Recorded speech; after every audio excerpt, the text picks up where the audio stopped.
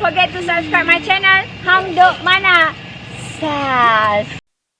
Assalamualaikum, selamat datang lagi ke channel Hang Duk Mana. Mari kita dengar respon Datuk Lomang Adam terhadap penjenamaan semula AKSB antara 18 program tawaran PN Kelantan. Oh, mereka nak jenama semula air Kelantan ni.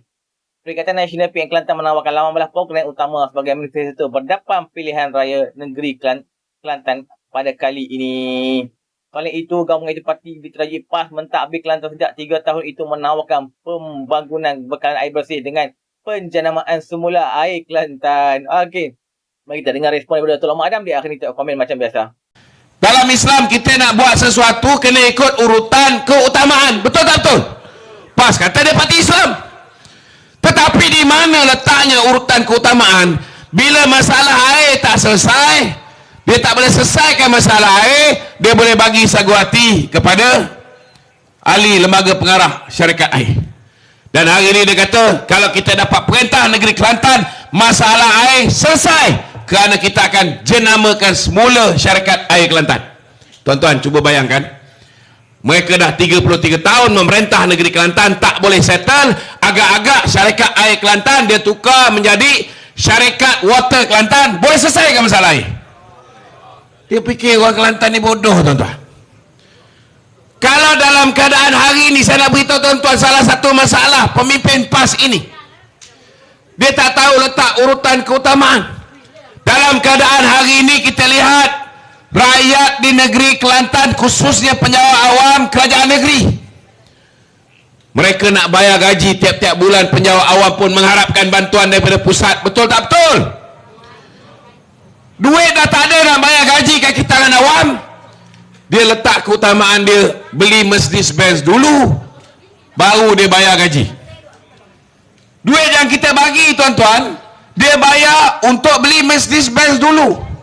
Itu belum lagi dia laksanakan korek lombong REE. Kalau dia korek REE ni, tuan-tuan, betul ada. Lepas ni dia pergi kerja, dia tak pakai lagi Mercedes-Benz, dia pakai Rolls-Royce pergi kerja, tuan-tuan. Itu sebabnya saya nak beritahu dengan rakyat di negeri Terengganu, jangan sampai negeri Terengganu dikelantankan oleh puak-puak PAS ini, tuan-tuan. Saya tak nafikan ada orang PAS ramai yang baik, tetapi saya nak beritahu saudara, hari ini yang kita nak pilih bukan Tok Kadi. Betul tak betul? Yang kita nak pilih ialah wakil rakyat. Wakil rakyat khususnya di Don Cukai ini. Ingat lagi tak zaman dulu Idris Jusuf? Ingat lagi, tuan-tuan? Kehidupan rakyat di negeri Terengganu, khususnya di Don Cukai ini, dengan aktiviti oil and gas kita di sini, dengan macam-macam peluang ekonomi, peluang pekerjaan yang ada, semua orang hidup dengan senang lenang. Betul tak betul? Tapi bila kita serahkan negeri ini kepada PAS, apa jadi, tuan-tuan? Lesu, malap. Hari ini, tuan-tuan, ada seorang tokoh bukan calang-calang punya tokoh. Saudara, orang ni kalau letak jadi wakil rakyat, dia tidak mengharapkan duit gaji dia, kerana sebelum dia jadi wakil rakyat, yang dia belanjakan untuk rakyat jauh lebih banyak daripada gaji wakil rakyat tu. Betul tak betul, tuan-tuan? Saya nak beritahu tuan-tuan, banyak masalah dia boleh selesaikan dengan pengalaman dia dalam bidang keusahawanan, dengan kontak networking yang dia ada di peringkat kebangsaan. Hubungan baik dia, macam tadi dia sebut, hubungan dia dengan Menteri Pengangkutan, boleh menyelesaikan masalah berhubung dengan pelabuhan, dengan apa tadi, Kemaman Port, pelabuhan Kemaman, dengan urusan dia untuk bawa masuk universiti di daerah Cukai ini ataupun di Don Cukai ini. InsyaAllah, tuan-tuan, bila kita ada kerajaan di negeri ini yang selari dengan kerajaan di peringkat pusat, maka banyak bantuan-bantuan pusat akan dapat kita salurkan ke negeri ini, tuan-tuan, insyaAllah. Saudara, saya tahu ada di antara orang-orang UMNO hari ini gundah gulana. Ada di antara orang-orang UMNO hari ini tak tahu. Sebelum ini kita bersendirian. Betul tak betul?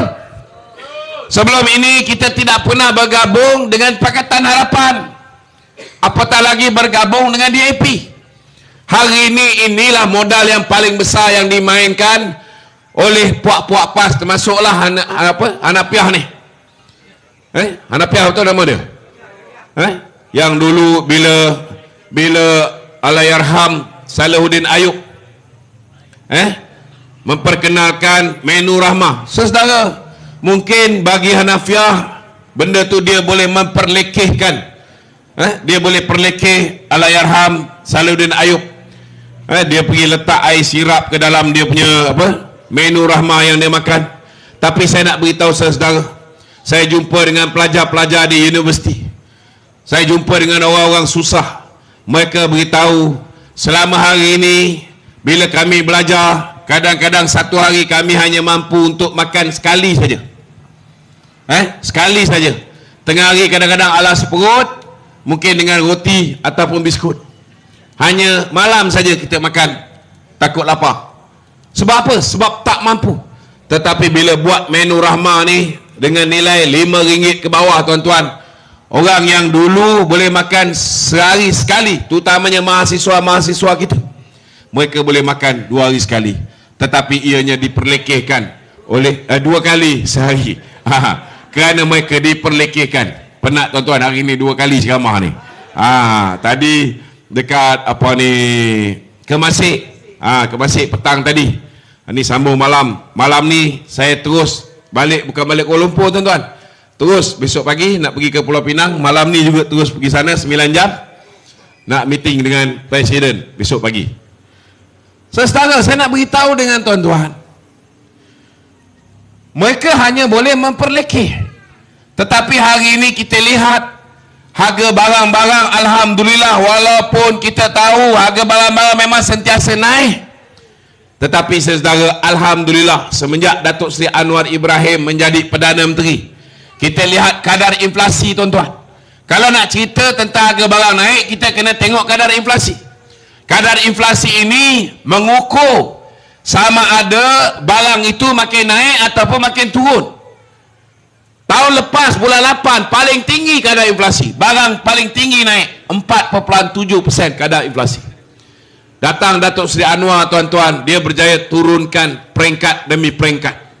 Masuk Januari, saudara, 6 bulan kebelakangan ni, Januari 3.7, Februari 3.7, turun 3.4, turun lagi 3%. Bulan Mei tuan-tuan tinggal 2.8%. Bulan Jun tinggal 2.4%. Maknanya hari ini inisiatif menu rahmah, inisiatif barang-barang ramah ini telah berjaya mengurangkan harga barang. Ini saudara, bukan satu benda yang mudah. Dan kalau lepas ini pelabur-pelabur langsung masuk ke dalam negara ini, pelabur-pelabur bawa mata wang mereka tukar beli ringgit untuk melabur dalam negara kita. Kita punya mata wang akan jadi lebih kuat. Bila kita import barang akan jadi lebih murah.